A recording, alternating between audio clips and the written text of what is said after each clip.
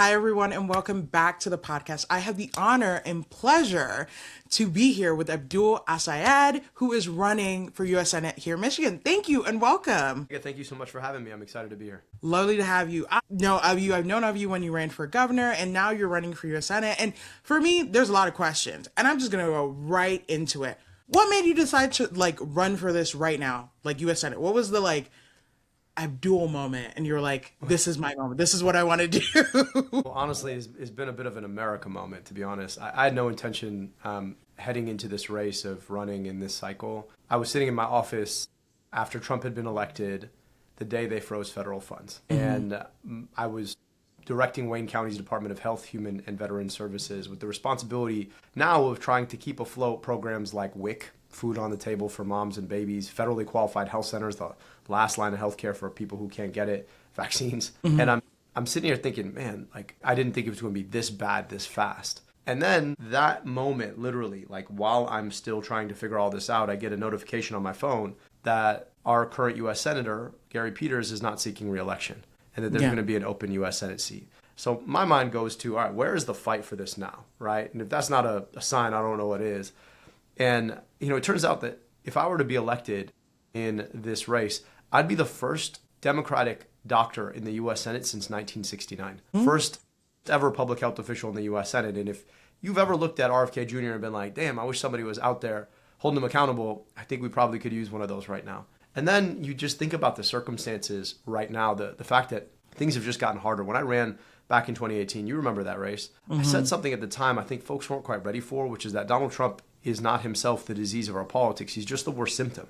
The disease is the system that allows big corporations and billionaires and oligarchs and special interests to buy and sell politicians in ways that leave them rigging the system against us. It's the reason that we end up having to pay more for the stuff we got to buy. We get paid less for the work that we do. They're sending our tax dollars abroad to drop bombs on other people's babies instead of providing good schools and healthcare for our own. All kind of goes back to the same central issue. And it's just gotten worse since then. So we're running a campaign to put money back in people's pockets because we took money out of politics and to pass Medicare for all. And that really has been the guiding light for us. I've been to 90 cities now, 300 public events. I'm really grateful for the reception that we've gotten. But more than anything else, we're speaking to the pain that too many Michiganders face as a function of a politics that has fundamentally failed them. Thank you for that. I think as someone who works in politics too, it's always important to me to hear the why a candidate's running because, yeah, you can run for money, but if you are running to actually make change in your communities, that is a reason why people should vote for you and vote for any candidate who's running. So thank you. I really appreciate that. And I think I want to ask, because we started talking a little bit about the governor's race, you ran before. This feels different. What feels different more about this moment? You've kind of started talking about it, but I think there's a difference in the air, in the politics, in the state. Why is this different? Why is this race different out of the governor's race in the past? I think when Trump had been elected the first time, everybody kind of felt like it was just a mistake. It was like the record had skipped and we were going to get back to where things were. And I think what folks were missing is that there was a profound structural pain that people were experiencing that allowed somebody like Donald Trump to get to the power in the first place. 8 years on, it's just worse. I mean, you think about it. Your deductible's gone up. You're paying more in a premium just to see a doctor. The ability to believe that you're going to be able to work the same job tomorrow that you worked yesterday, people feel like they're living on the ragged edge of employment if they're employed at all. Most folks are trying to work 2 jobs just to make basic ends meet. Everything's gotten way more expensive. Our public conversation is just even more unhinged than it was before. I think right now people are just thinking, man, where is the one who's fighting for me, who actually is telling it how it is? And there are folks who are out there doing it, but it just feels like, obviously Trump and MAGA are insane. And then too many Democrats are trying to play politics as usual, pretending like it's if we just got back got back to an episode of The West Wing, everything would be okay. And I think Democrats talk about fighting, but most Democrats never really been in one. And so these are ugly things that you got to be willing to stand up and fight back. But beyond that, it's not just fighting against Trump and Trumpism. It's fighting against the system that created Trump and Trumpism. Unfortunately, a system that too many Democrats have been perfectly okay being a part of. I'm the only Democrat in my race who's never taken a dime of corporate money. We all ran in 2018. The likes of Blue Cross Blue Shield, DTE, they were spending money to beat me and to support my opponents in their respective races. So it tells you something about the systems. If you can't stand up to the corporations who've corrupted our politics, made life so much less affordable, then at some point the question really is, can you even stand up to anything? So I think that's really what's changed. And then obviously I've grown up, right? Like I was 32, never run for office in my life, didn't know what the hell I was doing when I ran last time. This time around, I'm 41 with 2 kids and a I've been around the block. I just went back to public service after the last race, went back to doing things like putting glasses on kids' faces and standing up to polluters and putting Narcan in vending machines and eliminating medical debt. So I've just been doing this work more consistently. And I think this time around, I'm not asking people to take a bet on a first-time candidate who's never done this before. I'm asking them to take a bet on a system of politics that really does center them rather than the old corporate system. And I tell folks, look, if you like the way things are working, if you think politics works really well for you, I'm not your guy. Like, I'm just not your guy. But if you feel like I really wish somebody was out there fighting the good fight for me, who really was centering me, who wasn't placating big corporations who write big PAC checks and then passing their bills telling me that somehow it's good for me, then I just might be. I'm not in the business of telling people what they cannot have and should not fight for. I've been in the business of trying to make government work for everyday people every day. That's what I did in Wayne County. It's what I did in the city of Detroit. It's what I hope to do in the U.S. Senate. I love that. Thank you for that. And my next question kind of hopes in the future, right? What does success look like if elected in this position, right? Like, I know some people go in like, respectfully, guns a-blazing. It's like, I'm going to burn everything to the ground. Or they're like, I'm going to observe and take time. But what does success look like for you if elected to this position and for the people of Michigan? Yeah, well, I want folks to understand I'd be one U.S. Senator. I can't single-handedly solve everything. And I'm not trying to burn anything down. I'm trying to make it work. And it's the same thing I did in the city of Detroit, the same thing I did in Wayne County. Anybody who's worked in these really intense local governments can tell you they're not easy places to get stuff done. So what I do is I go out and I say what I'm for, what I'm about, and I take no prisoners when it comes to that. I'm not going to bend to anybody. I don't back down if that's not clear. But I also learn on the job, learn on the fly, right? Who can I work with? What can we do? So I'm not going to step back and just wait and listen because there's too much urgency in people's lives right now. But I'm also not going to go in and just start taking pot shots at everybody. I want to be able to ask, how can we together build the kind of America where we get money out of politics, put money in your pocket, pass Medicare for all? I'm looking to build partnerships and build relationships that can help me do that. And I'm going to stand up to anybody who's trying to get in the way. That's what you're electing me to do. But I've been pretty successful in being able to walk into circumstances that are difficult to work and get them to work for people, right? A lot of folks want to say, well, the other two who Abdul's running against, they have legislative records and they've been in the legislature. And the question I'd ask for them is like, and has the legislature done really great things for you when they've been there? And then the second question I'd push is to say, it's easy to discount the kind of work that I did in local government, but that's where the rubber hits the road. I led a team of 550 employees, $175 million budget. I've managed far larger government portfolios than either of my counterparts. So you get a sense of how government actually works. And unlike legislators who can dodge an issue if they don't really want to work on it, at the end of the day, when you're the health director, you got to make sure WIC checks go out. You got to make sure that your union employees are taken care of. You've got to make sure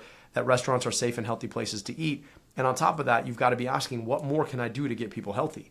And that's the experience I've got in government. And I think we need more of that kind of action in the U.S. Senate, less, folks who are willing to dip and dodge on issues that aren't quite right for them. Thanks for that. Just a little switch a little bit, because when you ran, I think digital has changed the game. I think COVID happened. I think people now realize the importance of the digital media and the new media space. And I kind of want to have a conversation about how you cut through the misinformation and oversimplification narrative online when it comes to your campaign, this race. How do you deal with that? Say what you're for consistently every day, right? And I really welcome the change in the environment, because in the past we've had gatekeepers who are far too interested in taking checks from the same corporations that they would run on ads and then setting the agenda for all the rest of us. And it turns out the world is a lot more complicated. So being able to talk to creators like you who are out here having really important conversations that are focused on the issues that too often you hear traditional media not talking about, and focused on the people who felt locked out by our politics and our media for a long time, I think allows you the opportunity to really get in front of a group of folks who are interested in hearing something that sounds a little bit different.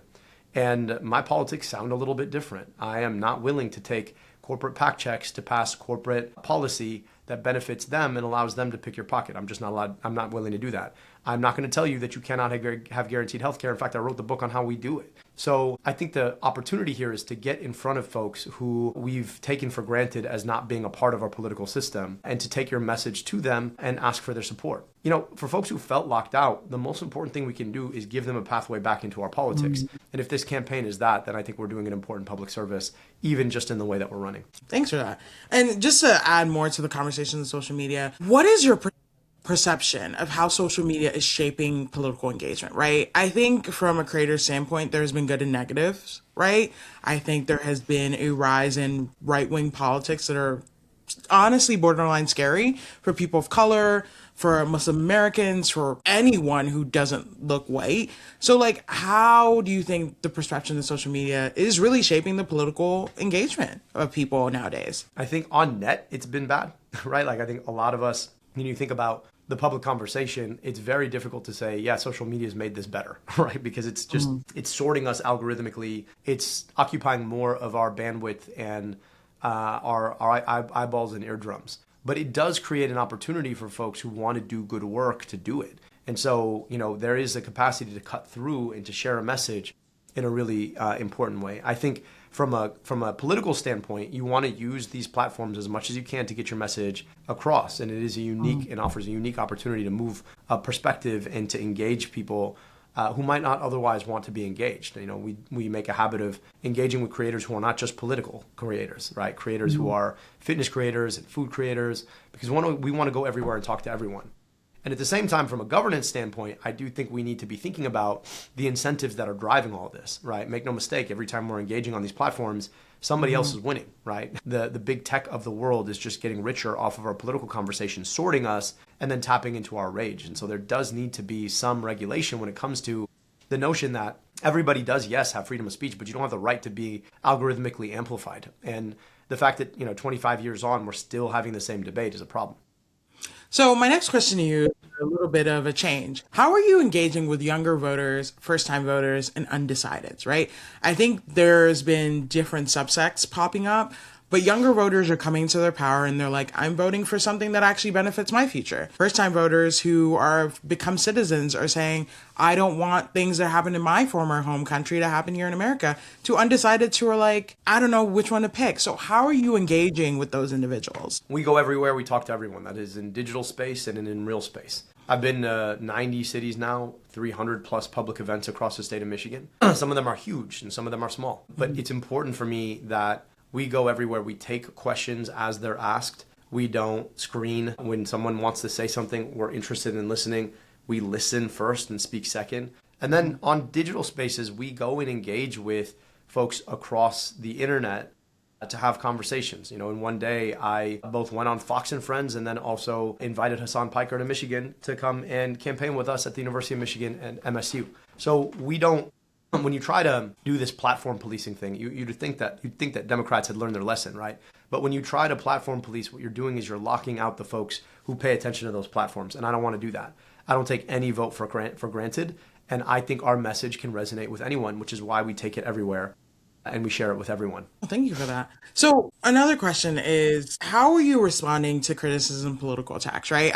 I'm seeing what's kind of happening in real time. And I think I come from an interesting perspective of like, digitally, it looks a lot different than what I'm seeing on CNN and Fox News.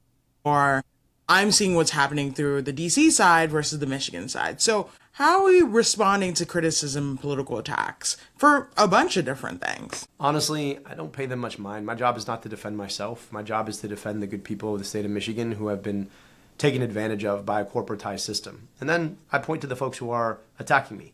When the third way attacks you, right? The third way, that's just like the corporate way, attacks you. At the end of the day, just remember what they're trying to do. They're in the business of laundering bad ideas that have allowed big corporations to pick your pocket. So of course they're attacking me. And so, my job is just to use that attention to continue to remind people why they're attacking me. They're attacking me because I'm an existential threat to a system that tells us that corporations matter more than people, that tells us that the best use of our tax dollars is to drop bombs abroad rather than invest in schools and healthcare here at home, and that tells you that some voters don't matter. I just don't believe any of those things, and so of course they're going to attack me, and my job is just to remind you why. Thank you. I think there's a final two questions to kind of wrap it up. And you said a lot of times, like, what sets you apart, but what kind of leadership do you think is called for at this moment in time? Righteous empathy, the ability to put yourself in other people's shoes and understand the ways that they experience this moment and how it shows up in their lives in some really painful ways. And then the ability to speak truth to power about that pain, right? Not to back down to the corporations and the special interests who think they can rig a system or attack you and pummel you into shutting up. I don't shut up. When I am defending good people who have been taken advantage of, I speak my loudest. And so what you're going to see from me is that I know what fights look like. I've been in enough of them. I don't back down to greedy people who want to use our government to accentuate their greed. And I don't ever stop listening to people who sit on the wrong side of that, because I want to understand their pain and what we can do about it. Thank you. And then actually two more questions, but the final one's actually the last one for you. But what excites you most about this campaign? What has been that like thing you wake up and you go, this is what's keeping me going? Sorry, I know that's not what you sound like, but like has excited you most about this campaign so far? I get to meet amazing people up and down our state, and they share their stories. And I'll tell you, the thing I love most about being a doctor is that people will share things with you that they don't share with anyone else because they believe you could do something about it. It's also true in politics. People bring me their stories. They share their experiences. I talked to a woman who's been through cancer 3 times and only in the 3rd time lost her whole financial future over it. I talked to a mom who her son got shot and died in a car on the way to the hospital because ambulances wouldn't pick him up. People share those stories with you because they want you to do something about it. And they're good people and they deserve so much better. And the thing that keeps me going is their goodness and the trust that they put in me to share that. And then it's just the joy and excitement of young people. Right? I mean, we had these rallies in Ann Arbor and Michigan State. You could see young people seeing their future in this campaign. And that just gives me so much hope. And it keeps me going. So I'm grateful to get to experience that. Michiganders are good people. They deserve so much better than they've gotten. And my job is to go fight for that. Thank you. This has been a great conversation we've had. And this is for you. This is your moment. This is your time. The floor is yours. What do you want to say to the rest of the listeners, my audience, about you and any final messages that you want to share with us? Hey, Tega's awesome. Like, subscribe, and share. B, if I've said anything that's inspired you to get involved, I hope that you will. Follow us on socials. Share our stuff. If you can, chip us off $5, $10. It goes a long way. I don't take corporate money. I'm the only person in my race who never has. I'm not getting paid by the likes of a DTE or a Blue Cross or an APAC to run my campaign. So I hope that you'll support us. And then sign up to volunteer. It's not about how much time you have. It's about how much of yourself you put in the time. So I hope that you'll go to abdulforsenate.com. You can sign up to volunteer. You can sign up to donate. And I'm really, really grateful. And Tega, thank you for opening your platform for us. I really appreciated the conversation and the thoughtful questions, and looking forward to seeing you on the trail here. Awesome. Thank you so much. I appreciate the time we had this conversation. I look forward to watching and following your campaign along the way. And again, thank you so much for being here. Thank you. Appreciate you.